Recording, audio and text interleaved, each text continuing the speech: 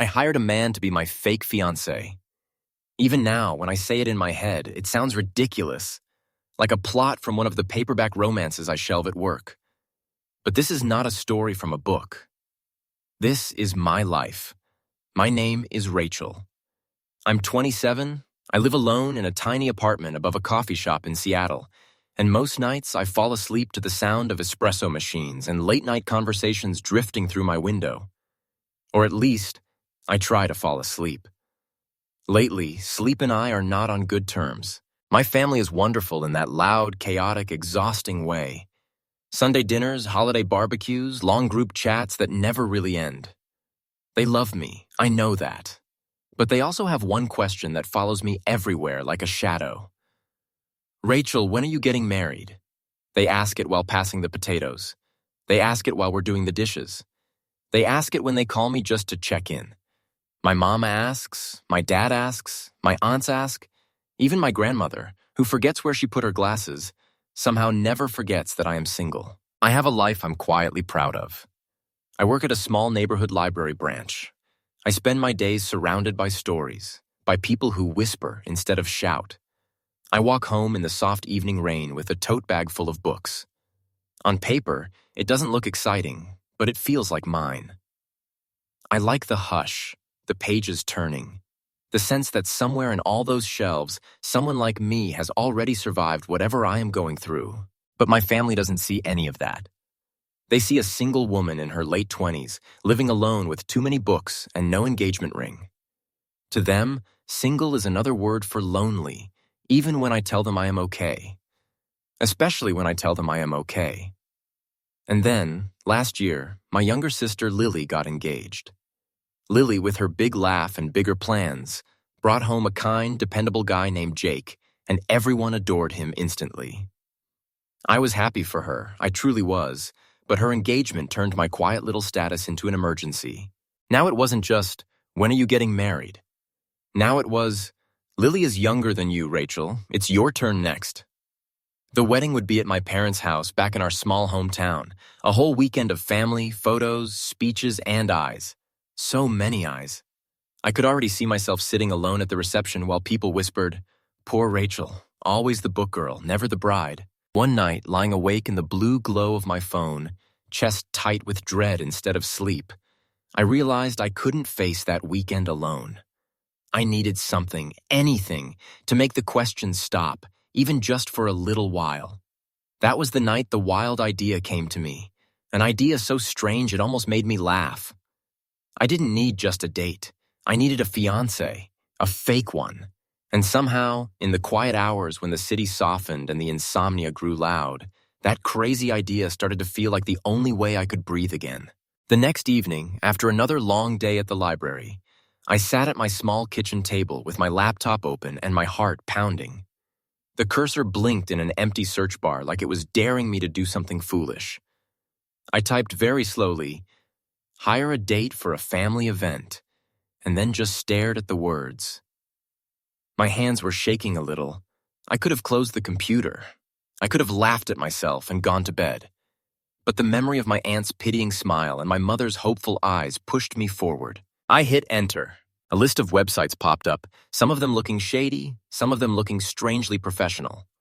One caught my eye, a company that offered professional companions for social occasions. I clicked on it, half expecting alarms to go off. Instead, I found clean design, calm fonts, and a carefully written explanation. They provided trained actors to play roles: boyfriend, girlfriend, fiancé, for weddings, corporate events, awkward reunions. It sounded unbelievable, like something that only existed in movies. But I kept reading. They had profiles with photos and short descriptions.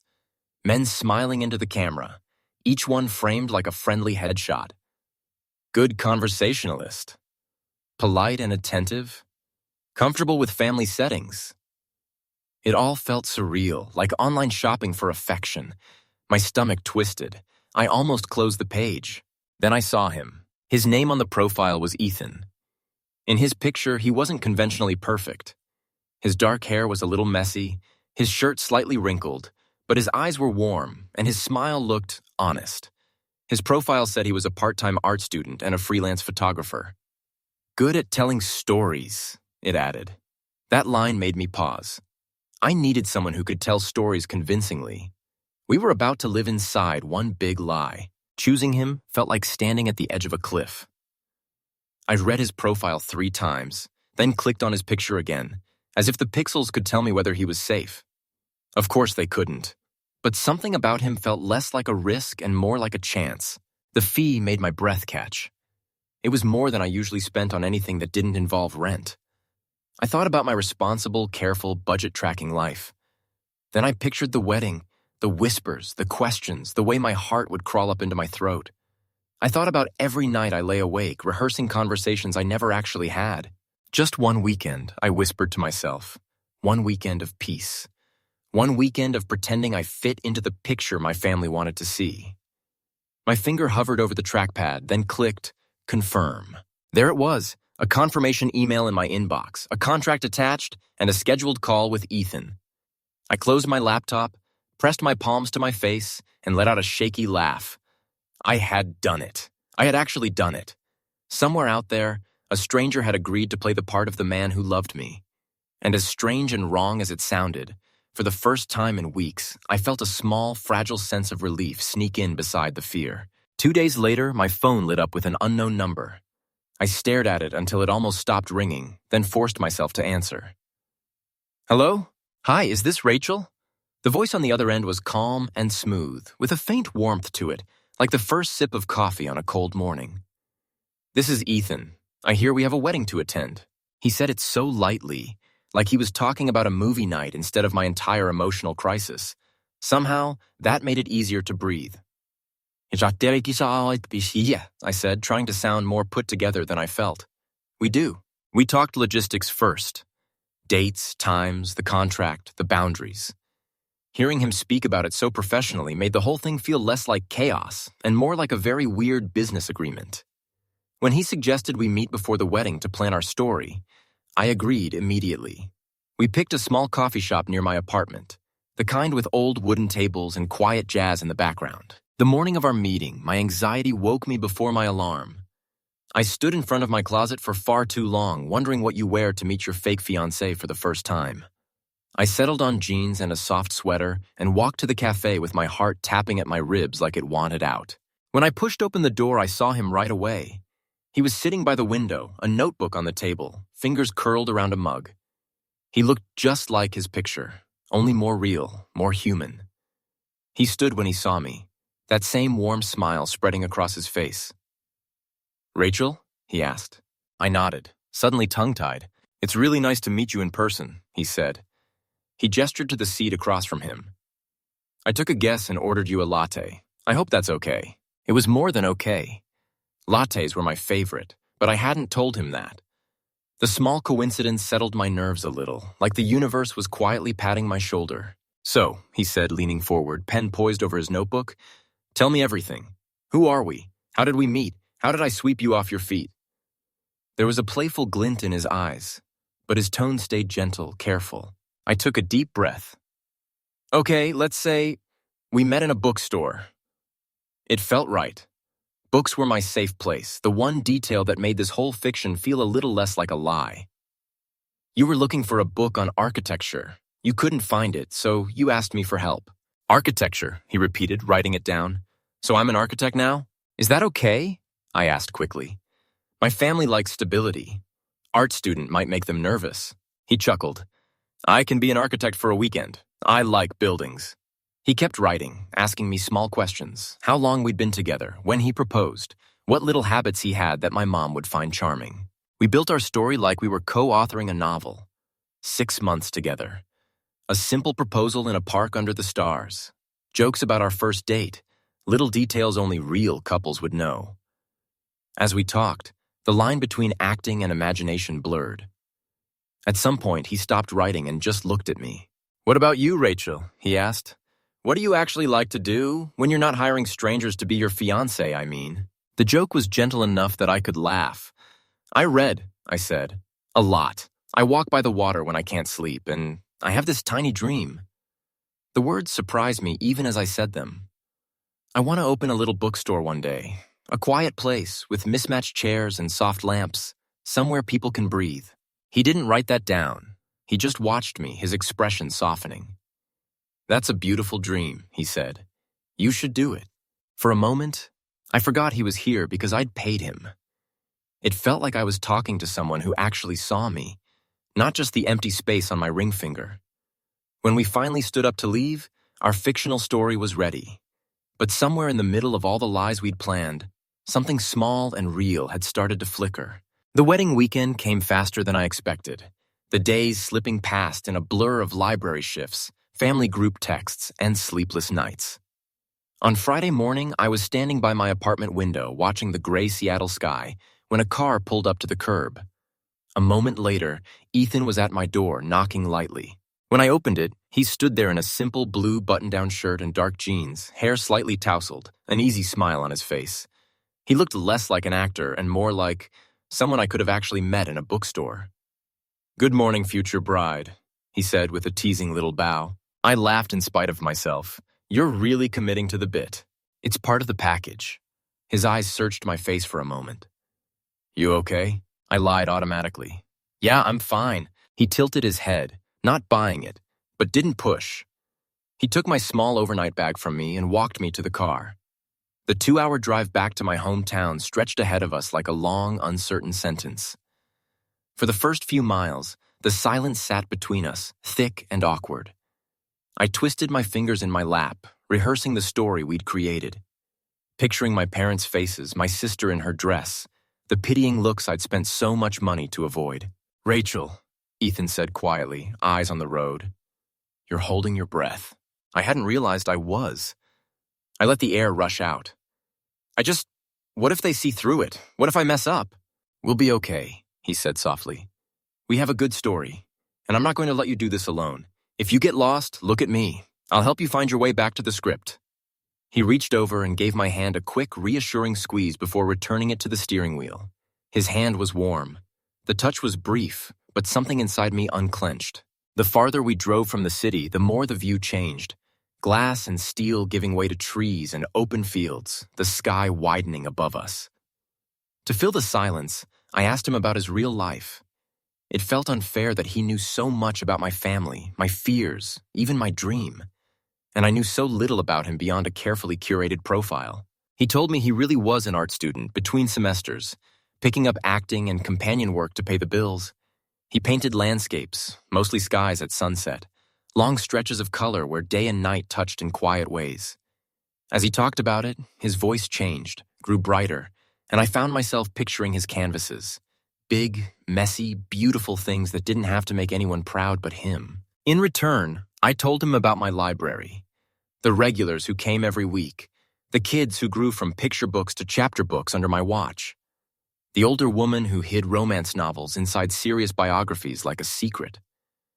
My job was quiet, but when I spoke about it and saw the way Ethan listened, I realized it wasn't small. It was just gently important. By the time we turned onto the familiar street where I'd learned to ride a bike, the nerves had come back, but they were layered now with something else. It almost felt like we were a team. When my parents' big white house came into view, the front porch draped in ribbons for the wedding, my stomach flipped.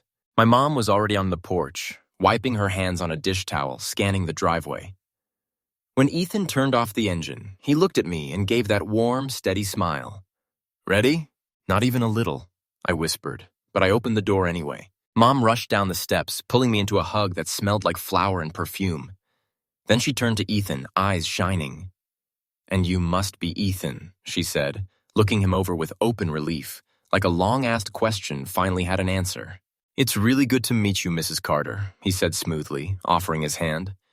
"Rachel has told me so many wonderful things about you." She practically glowed. "Oh, please, call me Karen. Come in, both of you. Everyone's dying to meet you." As she led us into the noise and light of the house, Ethan's fingers brushed mine. I glanced at him, and he gave my hand a quiet, grounding squeeze.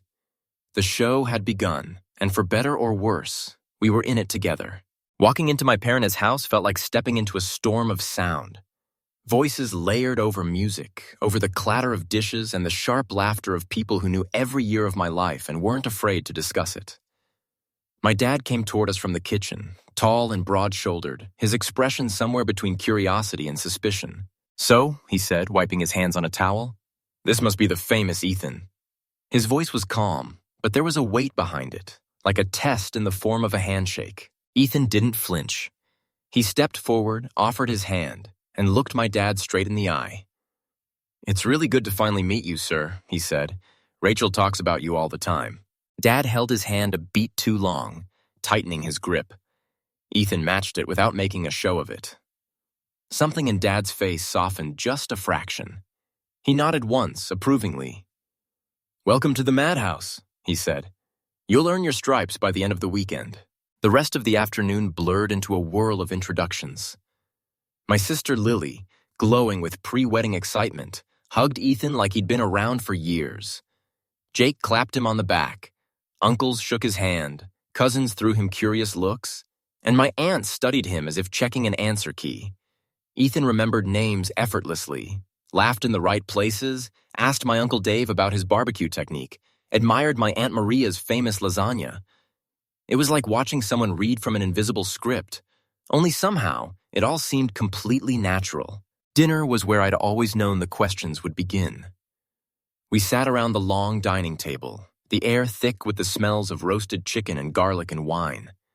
My seat was beside Ethan's, our knees brushing under the table. I could feel my pulse in my throat. It was my Aunt Linda, of course, who struck first. She leaned forward from across the table, bracelets jingling. "So, Ethan," she said, eyes bright with curiosity, "how did you and Rachel meet? She never tells us anything, just shows up one day with a fiancé." Laughter rippled down the table. Ethan didn't miss a beat. He turned toward them with an easy smile, then glanced at me, his gaze softening the edges of the room. "We met in a little bookstore downtown," he began, and just like that, our fiction unfolded into the air like it had been waiting there all along. He painted the scene gently, with small details. How he'd been searching for a book on modern architecture and couldn't find it. How he'd almost given up when he saw me on a step stool, putting a book back on a high shelf, completely focused. "She looks so serious," he said with a tiny smile, like she was solving some great mystery. I thought she was the most beautiful woman I'd ever seen, and I hadn't even seen her face yet. Everyone laughed softly. My cheeks burned. The way he told it, like he was remembering something precious instead of reciting a prepared story, made my chest tighten. He talked about how we'd ended up talking for an hour in the aisle, how he'd been nervous asking for my number, how surprised he'd been when I said yes. "And I've been the luckiest man in the world ever since," he finished quietly, eyes resting on mine. There was something in his gaze that didn't feel like acting at all. For a second, the table, the family, the house, all of it blurred. It felt like we were the only two people in the room. When everyone turned back to their plates, my grandmother, Nana June, reached for my hand under the table. Later, when the noise had dimmed a little, she tugged me aside into the hallway. Her voice was soft, her skin paper-thin against my fingers. "He's a good one, sweetheart," she whispered. "I can see it in his eyes. He looks at you like you hung the moon." The word sliced through me. He looked at me that way because he was very good at his job. Because I had paid him to. Guilt rose in my throat like a tide. "Yeah, Nana," I said, swallowing hard. He's good." That night, my parents put Ethan in the guest room and me back in my old bedroom, the one still lined with posters and old photographs. I was brushing my hair, trying to untangle the day, when there was a gentle knock on my door. Ethan stood in the hallway, leaning against the doorframe, looking tired but still somehow steady. "Hey," he said softly. "Just wanted to check in. That was a lot." "You were incredible today," I said honestly. "I can't believe how easy you made it look." He shrugged one shoulder. "It's my job, but for the record, your family is pretty great. Loud, but great." "Yeah," I said with a small smile. "Sometimes it's a little too much love." We stood in the soft lamplight, the house finally quiet, the day buzzing faintly in my bones. "Good night, Rachel," he said at last. "Good night, Ethan." When I closed the door, I leaned back against it, my heart a chaotic mix of relief and something I didn't want to name. This was supposed to be pretend, a performance with a clear ending. But somewhere between the handshake and the story at the table, it had started to feel alarmingly real. The morning of the wedding dawned bright and golden, the kind of impossible clear day my hometown rarely got. Sunlight spilled through my old bedroom curtains, catching dust motes in the air like slow, tiny stars. I lay awake long before my alarm, the familiar weight of sleeplessness sitting beside a new, restless energy. Voices drifted up from the kitchen, my mom giving instructions, Lily laughing, the clatter of pans. For a moment, it almost felt like any other chaotic family morning. Then I remembered.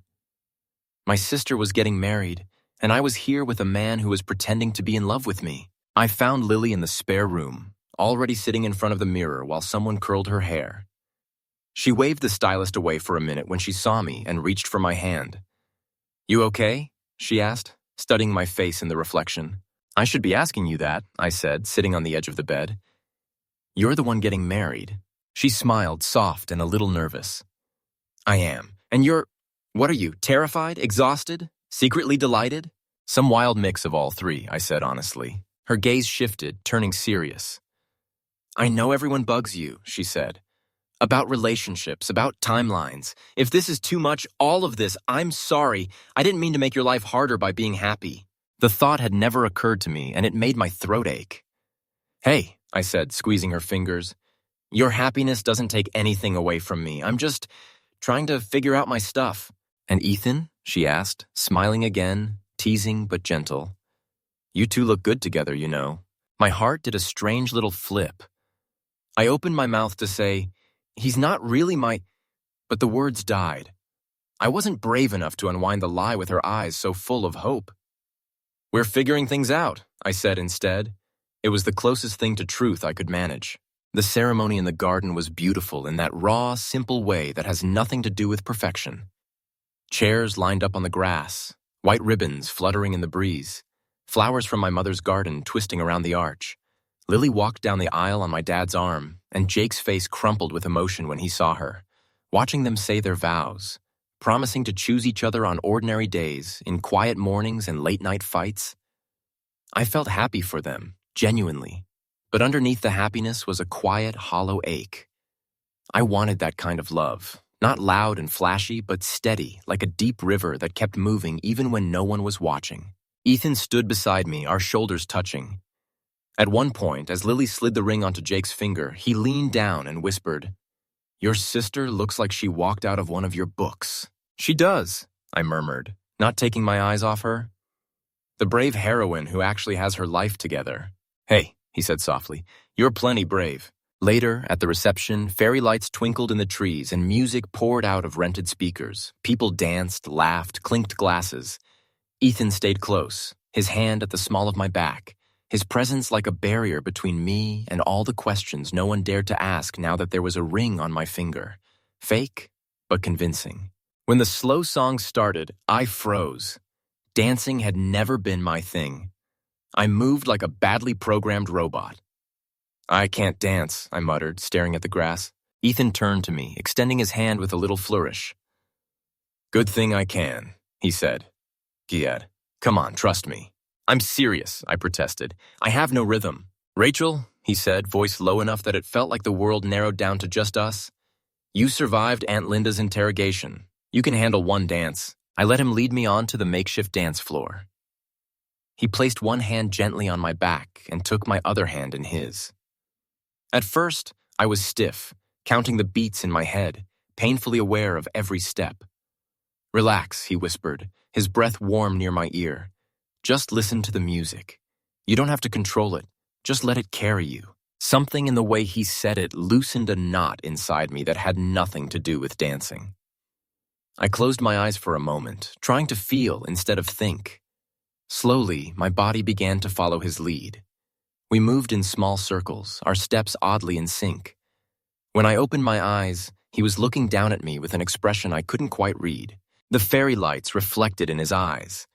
The chatter, the clinking glasses, the distant laughter faded until there was only the soft swell of the song and the steady feel of his hand on my back. In that moment, he wasn't an actor, and I wasn't a client. I was just a woman dancing with a man who made the world feel a little less sharp. My heart, usually so clenched with anxiety, was doing something unfamiliar. beating not from fear, but from something warm and terrifying and new. After a few songs, the noise and heat of the reception became too much. Ethan must have sensed it because he leaned down and asked, "Want some air?" I nodded, grateful, and we slipped away from the crowd out into the quiet edge of the garden. The night was cool, the moon hanging full and bright above the trees. The muffled music drifted from the tent, softer now, like a soundtrack to a different life. We walked along the stone path my dad had laid years ago, our shoulders brushing occasionally, the silence between us not uncomfortable, just full. "Your sister's wedding is beautiful," Ethan said finally. "It is," I agreed. "It suits her." We walked a few more steps before the question that had been sitting on my tongue all day finally pushed its way out. "Do you ever want this?" I asked. "Not the job version, the real thing." He stopped walking and looked at me, his expression thoughtful. "I do," he said quietly. "Someday, with the right person. I don't want a love that burns out fast and loud. I want something quieter, something that goes deep and keeps going even when everything else gets messy. Like a river, I guess." "A deep river," I murmured. The image sank into me, soothing and unsettling at the same time. He tilted his head, studying my face. "What about you?" he asked. "What do you really want, Rachel? Not what your family wants, not what the world expects, just you." I looked up at the moon, breathing in the cool night air. I thought about my small apartment, my stacks of books, the way my heart sped up when I imagined a shop with my own name on the window. "I want my bookstore," I said slowly. "A small one, where people can come in from the rain and feel safe. I want shelves full of stories, a corner with a lamp where someone can read until they forget what time it is. And maybe one day, I want that deep river kind of love too. Something steady and kind." When I looked back at him, he was smiling, a different smile than his polished, charming one. This one was softer, almost proud. "I think you'll have all of that someday," he said. "You're kinder than you realize, and braver than you think." The words settled into my chest, warm and heavy. I opened my mouth, the truth crowding at the back of my throat.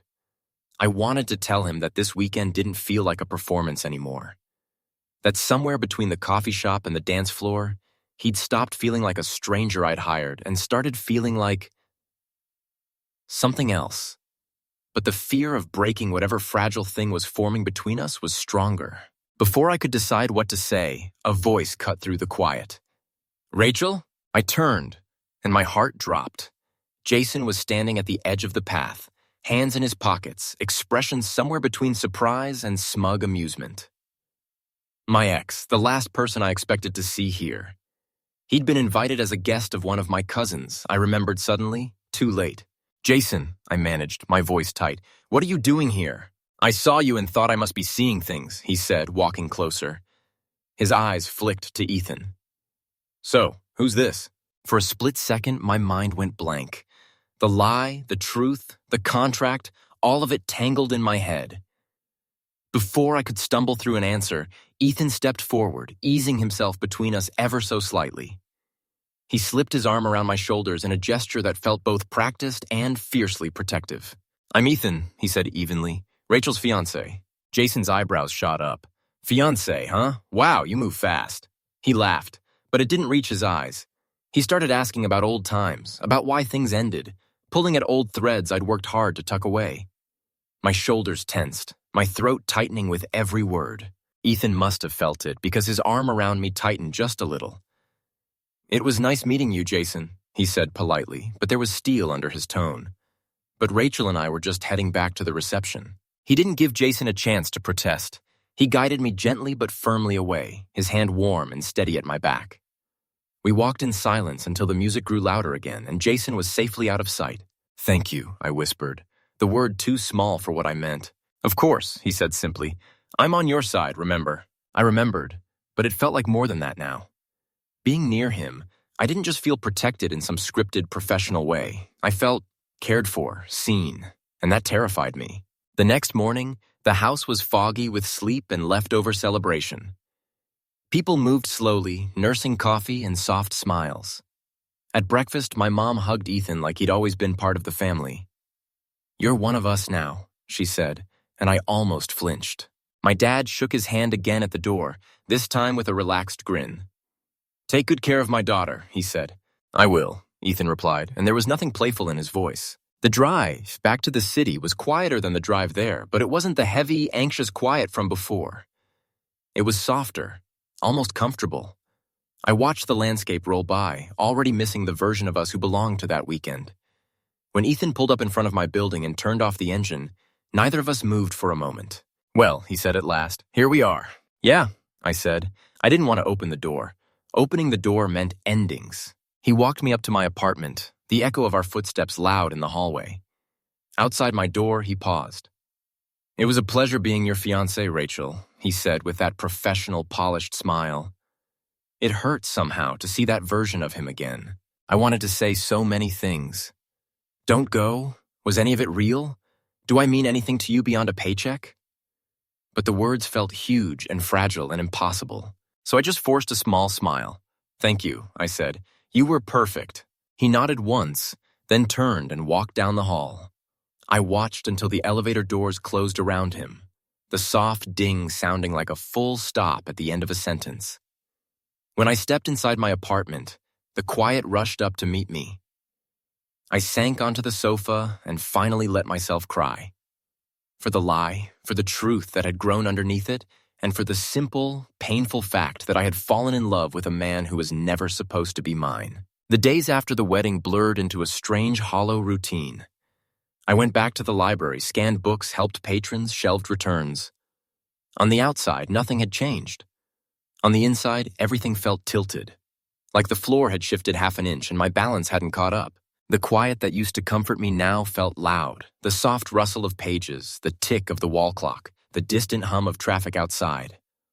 All of it seemed to echo the absence of Ethan's voice, his laugh, the subtle way he'd anchored rooms just by being in them. I found myself turning to tell him things, only to remember he wasn't there, that he had never really been mine to begin with. My family called, of course. They sent pictures from the wedding. Lily and Jake laughing, my parents dancing, me and Ethan in the garden under the fairy lights. In every photo, we looked exactly like what we had pretended to be.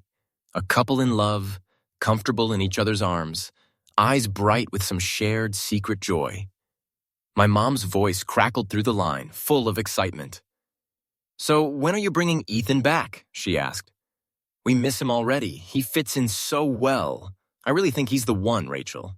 Soon, I lied, the word catching in my throat like a splinter.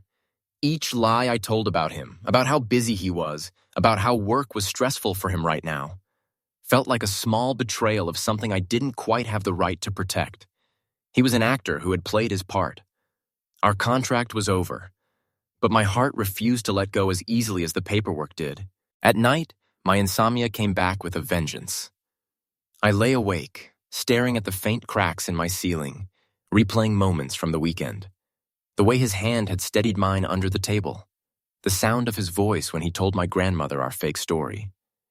The look on his face in the garden when he talked about deep rivers and real love.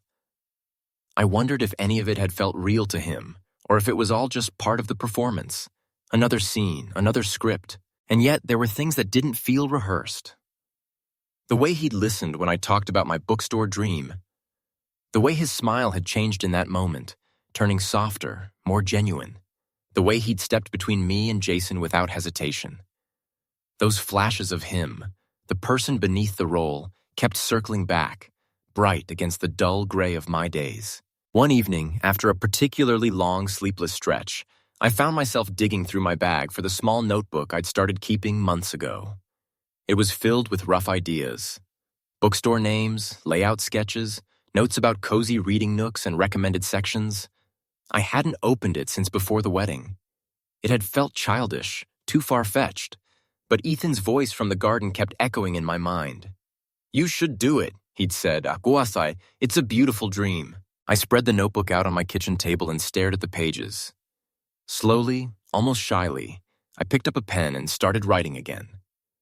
I looked up small storefronts online, checked rental prices I couldn't afford yet, scribbled down ideas for late-night hours and a corner dedicated to people who couldn't sleep. It hurt that the courage to do this had been sparked by someone who wasn't here, but I couldn't deny that something inside me had shifted. For the first time, the dream didn't feel like a fantasy meant only for other people. Still, every time my phone buzzed, my heart jumped, hoping it would be his name on the screen. It never was. He had no reason to call me. We had no more scenes scheduled. I had hired him to solve a problem, and the problem, as far as the contract was concerned, was solved. One night, sitting alone at my kitchen table with a mug of tea gone cold, I realized I was standing at another edge. I could let this be the end, file the whole thing away as a strange, painful chapter that didn't belong to the real world. Or I could be reckless, just once more. I could reach out, not as a client, but as a person. As someone who had been changed by knowing him, even briefly. The thought made my hands shake. I understood there were no guarantees, no script to hide behind this time. It could be humiliating. It could hurt. But I also knew what it felt like to lie awake, wondering what if, over and over, until the question became a weight on my chest. I had been brave enough to hire a stranger to pretend to love me. Maybe, just maybe, I could be brave enough to ask that stranger if anything real had been there at all. The company had given me Ethan's direct number when we'd first arranged everything, in case something went wrong on the way to the wedding. I had stared at it back then, a series of digits that meant safety, backup, control. Now, looking at it again in my recent calls list, it felt like a doorway I wasn't sure I was allowed to knock on. I sat on my sofa with my phone in my hand, thumb hovering over his name.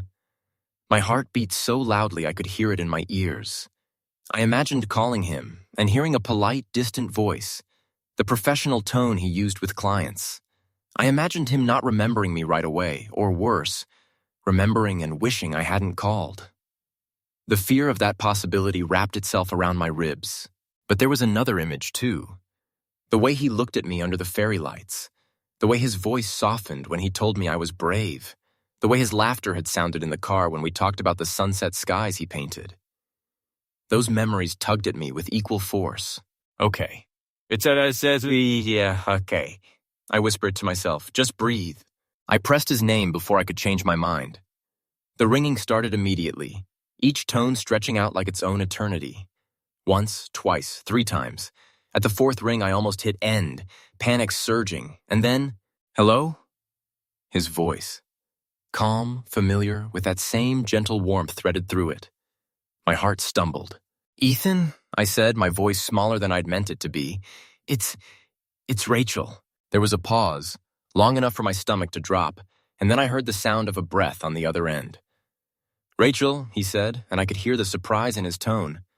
Hi, wow, I wasn't expecting, is everything okay? Yes, I said quickly. I mean, mostly. I'm not calling about a problem. The words tangled together, clumsy and scared. There was no script for this, no practiced lines. I closed my eyes and forced myself to keep going. I know our contract is over, I said softly.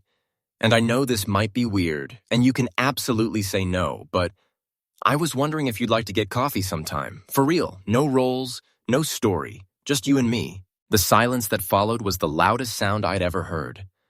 I could feel every muscle in my body tighten, bracing for impact. This was the moment, I realized, when the story could fold back into itself, closing me off with it. He could say it had all been just work. He could say no. When he finally spoke, his voice was softer than I'd ever heard it. I was hoping you'd call, he said. I opened my eyes, staring at the far wall like it could explain what I'd just heard. What? I breathed. I didn't want to push, he continued, words careful but honest. I wasn't sure if it would be inappropriate to reach out first. But Rachel, I had a really good time with you that weekend. A really, really good time. And not just because your family has incredible food. A laugh broke out of me, shaky with relief. I could hear a smile in his voice, and something inside me loosened, as if someone had untied a knot in my chest. So, he said gently, yes, I would like that. Coffee, no pretending, no ring, just us. Okay, I said, too quickly, then laughed again, some of the pent-up tension spilling out. Okay, good. That's good. We chose the coffee shop where we'd first met to plan our fake story. Somehow, it felt right to go back there and write a different kind of chapter. We picked the next afternoon, early enough that we'd have time to talk without watching the clock. After we hung up, I just sat there, phone still in my hand, staring at nothing and smiling like an idiot. The fear was still there, a quiet hum under my skin, fear that I'd say the wrong thing, that the reality of us wouldn't live up to the strange, intense closeness of that weekend. But there was something else now, too. Possibility. I thought about all the nights I'd spent worrying about my family's questions, about timelines, about whether I was behind. For the first time, those worries felt oddly distant.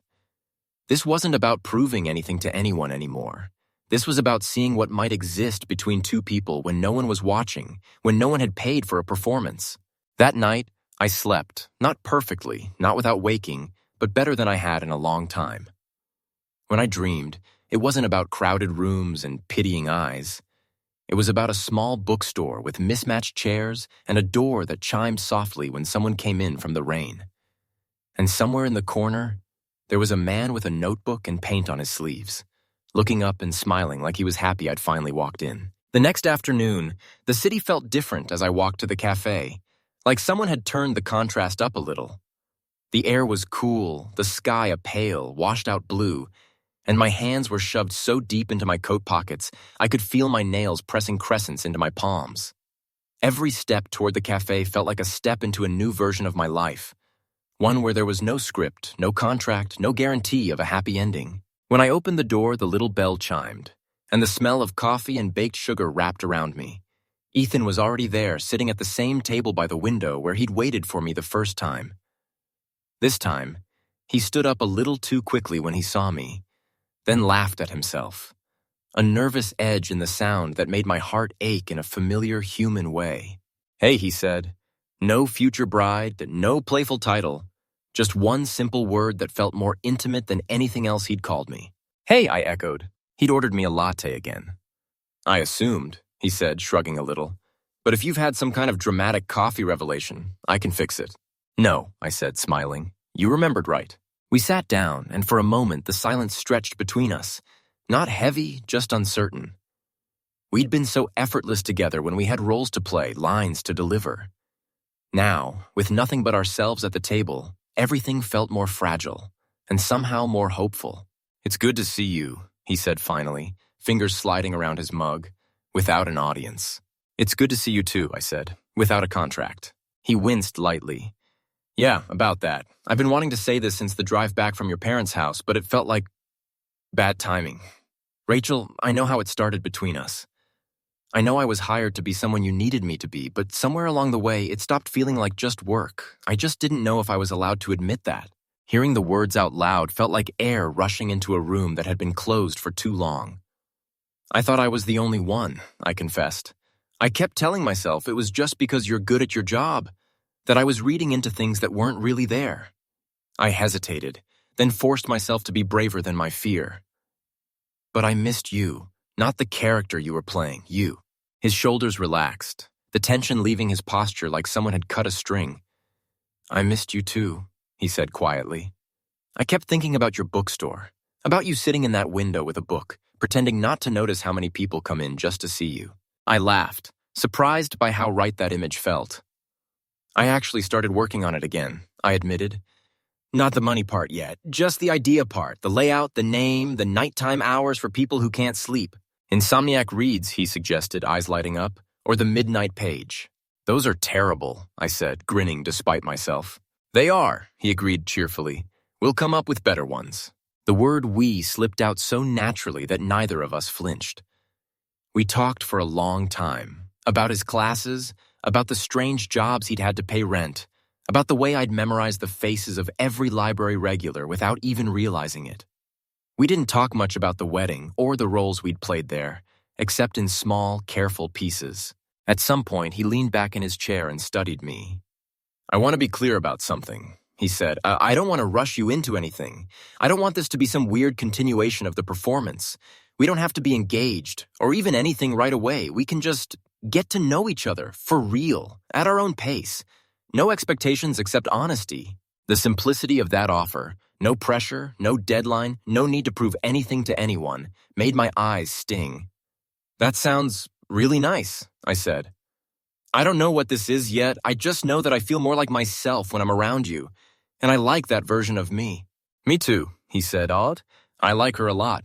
Outside, people hurried past the window, heads bowed against the wind. Life went on in all its noisy, restless ways. Inside, at our small table, something quieter was beginning. Not fireworks, not grand declarations. Just two people choosing to stay, to talk, to see what could grow from the strange, fragile start they'd been given. I don't know exactly what will happen next. Maybe we'll stumble. Maybe we'll argue about small things and learn to apologize. Maybe one day he'll stand in front of my little bookstore, helping me hang a sign with a name we both like. Maybe the deep river he talked about that night in the garden is already, slowly, beginning to carve its path between us. What I do know is this. I hired a man to be my fake fiancé because I was afraid. Afraid of being judged, of being left behind, of not fitting into the boxes my family and the world held out for me. I thought I was buying a shield, a temporary escape from the questions that kept me awake at night. Instead, in the middle of that lie, I found something true. Not just in Ethan, but in myself. My name is Rachel, and my story is messy.